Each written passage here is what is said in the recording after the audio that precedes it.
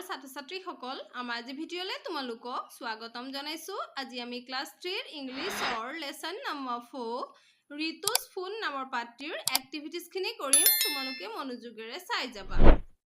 এতিয়া চোৱা, let's read these words. আহা এই শব্দবোৰ পঢ়ো।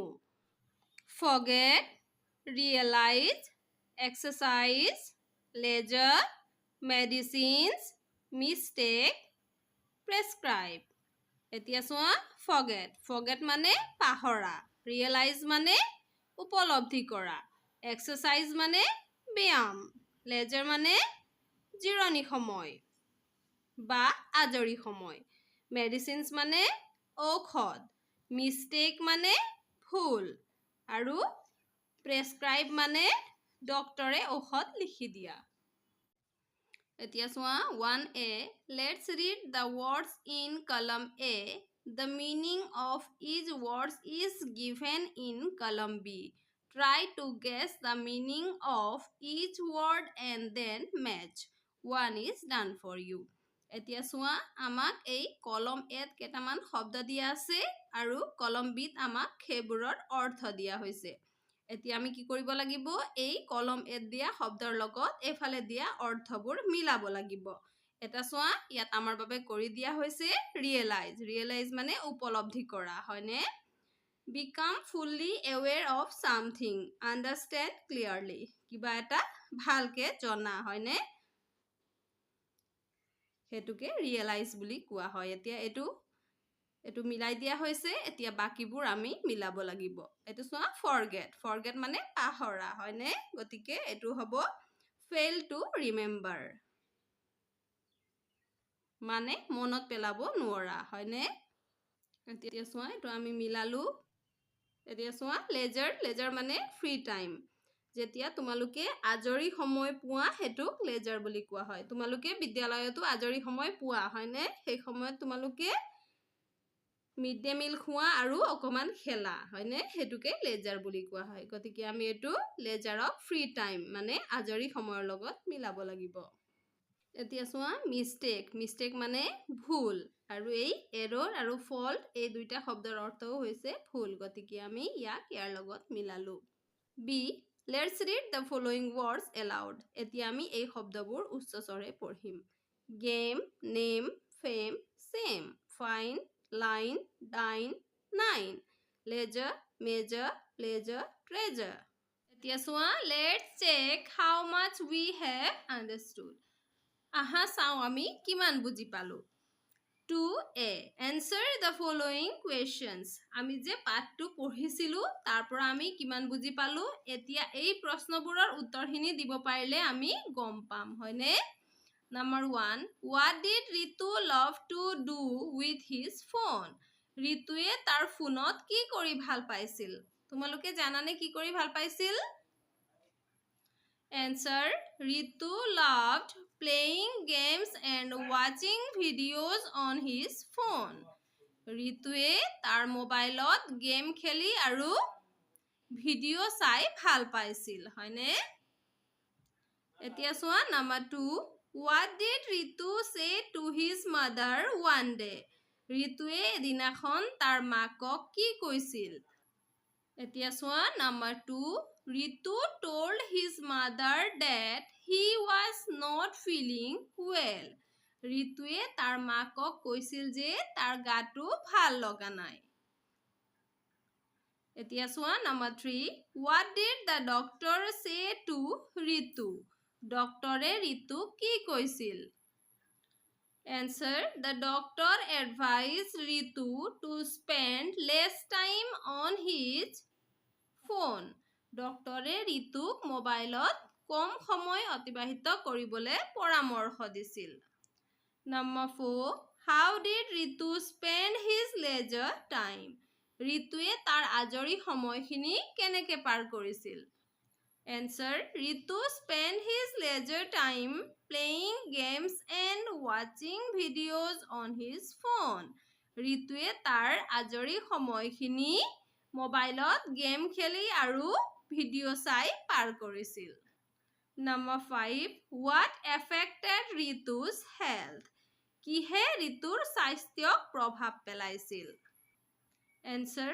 Ritu's health was affected by using the mobile phone too much. Mobile phoneৰ অতিপাত ব্যৱহাৰে ঋতুৰ স্বাস্থ্যক বৰকৈ প্ৰভাৱ পেলাইছিল, হয়নে? এতিয়া চোৱা B. Write down the answer of the following questions. এই প্ৰশ্নবোৰৰ আমি এতিয়া উত্তৰ লিখিব লাগিব। Number 1. Mother, I am not feeling well. Who is I referred to here? এতিয়া মা, মই গাটো ভাল হোৱা অনুভৱ কৰা নাই। Who is I referred to here? ইয়াত এই I মানে মই বুলি কাৰ কথা কোৱা হৈছে? আমি উত্তৰ লিখিম I referred to here ঋতু। ইয়াত I মানে মই বুলি ঋতুৰ কথা কোৱা হৈছে, হয়নে? গতিকে আমি ইয়াত ঋতু বুলি লিখিম। Number 2. Ritu's mother took him to a doctor. ঋতুৰ মাকে তাক ডক্টৰৰ ওচৰলৈ লৈ গ'ল। Who took whom to a doctor? কোনে কাক ডক্টৰৰ ওচৰলৈ লৈ গ'ল? আমি এনসাৰ লিখিম ঋতু's mother, ঋতুৰ মাকে took Ritu to a doctor. ঋতুৰ মাকে ঋতুক ডক্টৰৰ ওচৰলৈ লৈ গ'ল। Number 3. She told the doctor about Ritu's. Who is she referred to here? তেওঁ ডক্টৰক ঋতুৰ বিষয়ে ক'লে, হয়নে? Who is she referred to here? ইয়াত তেওঁ বুলি কাৰ কথা কোৱা হৈছে? ইয়াত এই তেওঁ বুলি ঋতুৰ মাকৰ কথা কোৱা হৈছে, হয়নে? গতিকে আমি এনসাৰ লিখিম answer. She referred to here is Ritu's mother. Number 4. What did the doctor say to Ritu? ডক্টৰে ঋতুক কি বুলি ক'লে? এতিয়া আমি এনসাৰ লিখিম The doctor said that phone time is like eating a chocolate. A little is fine but too much is bad. ডক্টৰে ঋতুক ক'লে যে ফোন চলোৱাটো চকলেট খোৱাৰ দৰে।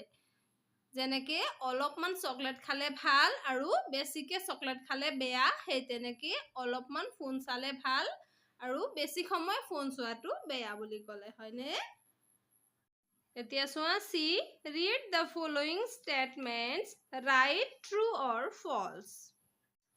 আমি তলৰ এই উক্তিখিনি পঢ়িব লাগিব আৰু শুদ্ধ হয় নে ভুল হয় সেইটো ইয়াত লিখিব লাগিব। যদি শুদ্ধ হয় আমি ট্ৰু লিখিম আৰু যদি ভুল হয় আমি false লিখিম। Number 1. Ritu's mother spent too much time on her mobile phone. ঋতুৰ মাকে তেওঁৰ মোবাইল ফোনত বহু সময় কটাইছিল। এটো হয়নে? নহয়, এটো false হয়, হয়নে? গতিকে আমি ইয়াত false লিখিম। চোৱা আমি ইয়াত false লিখিছো। Number 2. The doctor advised Ritu to spend less time on his phone. ডক্টৰে ঋতুক মোবাইলত কম সময় অতিবাহিত কৰাৰ পৰামৰ্শ দিলে। এটো সঁচা হয়, হয়নে? গতিকে আমি true লিখিম। তাৰপিছত চোৱা Number 3. Ritu did not play with his friends because he was on his phone. ঋতুৱে তাৰ বন্ধুৰ লগত নেখেলিছিল, হয়নে? কাৰণ সি অনবৰতে তাৰ ফোনতে লাগি থাকিছিল। গতিকে এটো কি হ'ব? এটো ট্ৰু হ'ব, এটো সত্য, হয়নে? সঁচা। গতিকে আমি ট্ৰু লিখিম। Number 4. Ritu's eyes felt tired because of reading storybooks. ঋতুৰ চকুবোৰ ভাগৰি পৰিছিল কাৰণ ঋতুৱে বহু সাধু কিতাপ পঢ়িছিল, হয় নেকি? নহয়, হয়নে? এটো মিছা। গতিকে আমি false বুলি লিখিম। এতিয়া চোৱা Number 5. Ritu realized his mistake. ঋতুৱে তাৰ ভুলখিনি বুজি পালে। এটো সত্য, হয়নে?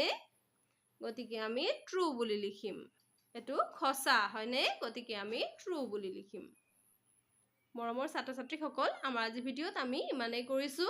আমাৰ পৰৱৰ্তী ভিডিঅ'ত আমি বাকি ৰৈ যোৱা এক্টিভিটিজখিনি আলোচনা কৰিম। তোমালোকে মনোযোগেৰে পঢ়া-শুনা কৰিবা আৰু যদি তোমালোকৰ আমাৰ ভিডিঅ'টো ভাল লাগিছে ভিডিঅ'টো লাইক কৰি চেনেলটো সাবস্ক্ৰাইব কৰিবা।